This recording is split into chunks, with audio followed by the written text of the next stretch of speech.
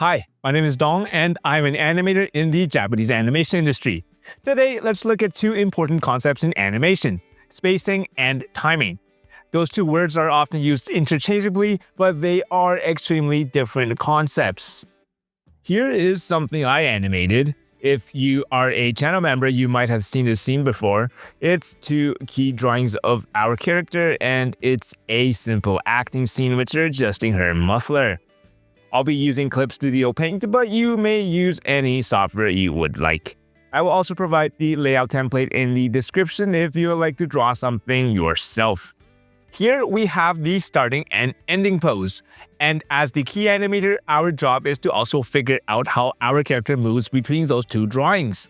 While we don't actually draw those middle in-between drawings, the in-between animator draws those, we still need to give detailed instructions on both spacing and timing of those in-between drawings. One way we can give those instructions for spacing is through the use of a spacing chart. You might have seen these before, but in the Japanese animation industry, we do spacing charts a bit differently. So I generally draw them like this: a straight line intersected by several perpendicular lines with the in-betweens marked by a dash. And to finish, an arrow to show the direction of movement. With this pattern, we get a nice ease into the A2 drawing. Me drawing this might not actually mean anything to some of you, so let's go into the intricacies of these spacing charts in detail. I know that some people will call these timing charts, and I really have to disagree. These charts really have all to do with spacing and nothing with timing. We will talk about timing later on in this video. Simplifying our scene down, here are two key drawings of circles, A1 on the left and A2 on the right. We want the circles animated moving left to right. Let's go to our A2 drawing and draw our spacing chart, a line which is two ends clearly marked. Remember, you always draw your chart on the drawing that the movement ends on, so A2 in this case.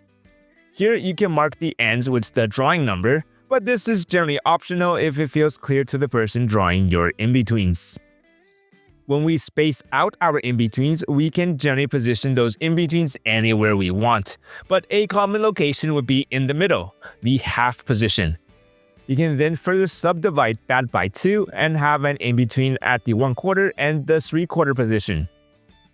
Note that you don't need to write out these fractions, they are just for demonstration. To make the spacing clear, as writing the spacing by hand means that it will be imprecise, we can use these wide arcs to denote areas of equal spacing. An arc going from the beginning to the halfway position, and then one from the halfway position to the end helps the in-betweener understand that the two are equidistant. We can add additional arcs for the quarter positions as well. These arcs are optional, but they really help make your charts easy to understand, and I do recommend drawing them as a newer animator. To show off how the spacing chart affects the movement of our circles, let's draw out the in-betweens. Here should be enough drawings to get that circle moving. Let's grab all our frames and drag them out and retime them so that they are on series. If we hit play, our ball moves left to right. Because all our drawings are spaced equally apart, the movement feels flat, like it's moving too mechanically without consideration for movement dynamics. To take this further, we can add some more in-betweens, maybe something at 1/8 and 7/8. With this spacing chart, we get a slight ease in and ease out on this bit of animation. And then let's also add the arcs for the 2/8 positions that we just made to make it even clearer. Alright, let's add the new in-between drawing and let's play back our animation. Now it looks like there is much more of a feeling of weight on that movement. Alternatively, you can space your in-betweens on thirds.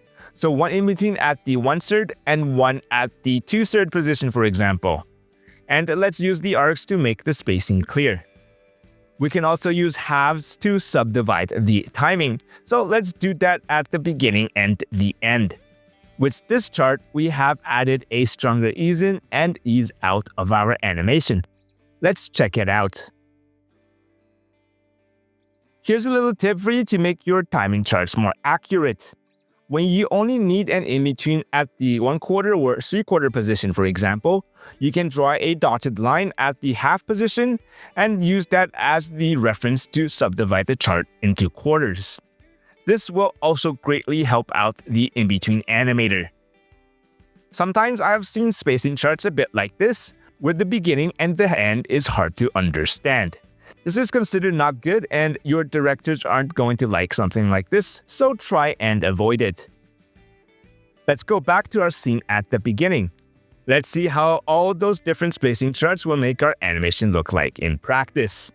Here we have the first spacing chart with the 3 in-between drawings spaced equidistantly and on threes, and I drew some quick in-betweens off camera. Here is what that would look like. And as we can see, it does look very flat in terms of movement. Everything is moving at the same speed.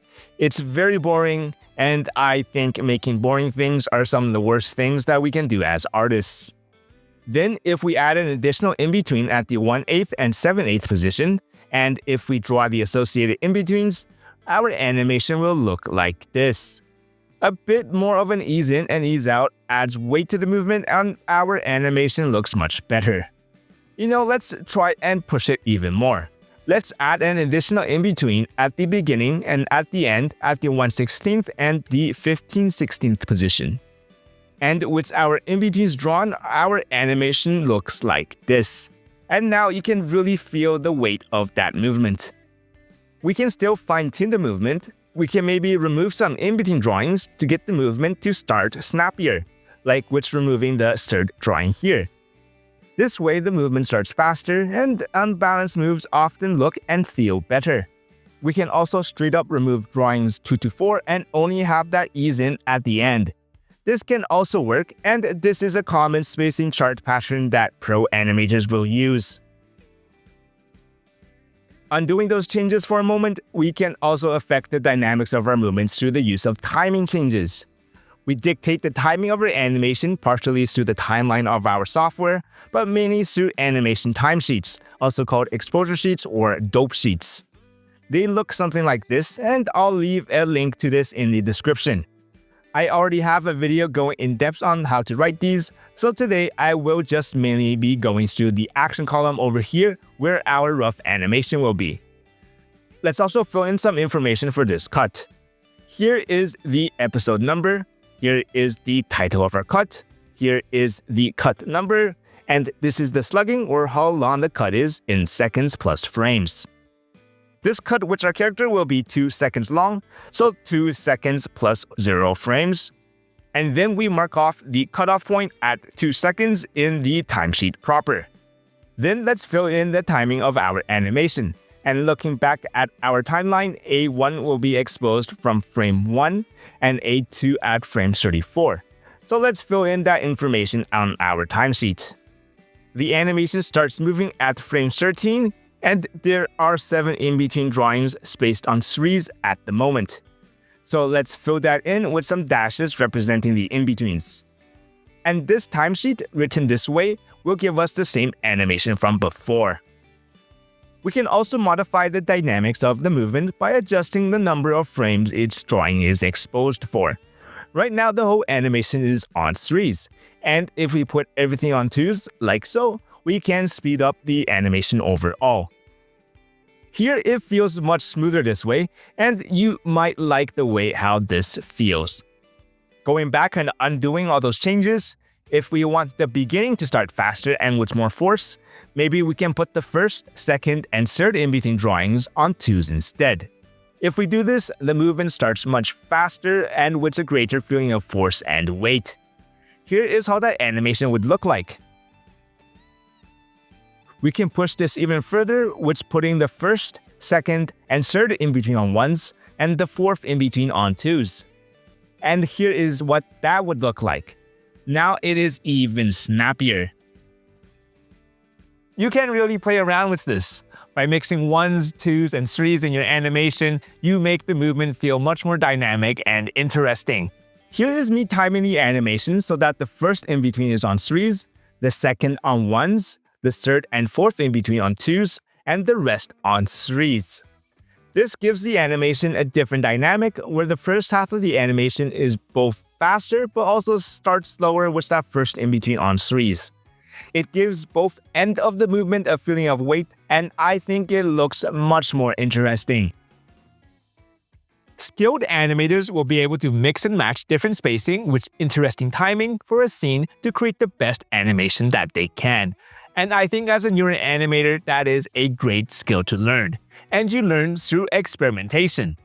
I will also upload this clip studio project file, including the exported frames in the JPEG format, and you can find the link in the description to play around with the file yourself. Alright, that's it for today. Thanks to everyone supporting the channel on Patreon and the YouTube members. Your support means a lot to me and it helps me get new and interesting videos out. This video was originally workshopped on my Patreon a couple years ago. Links are below if you'd like to support the channel. And other than that, check out my social media and I'll see you next time.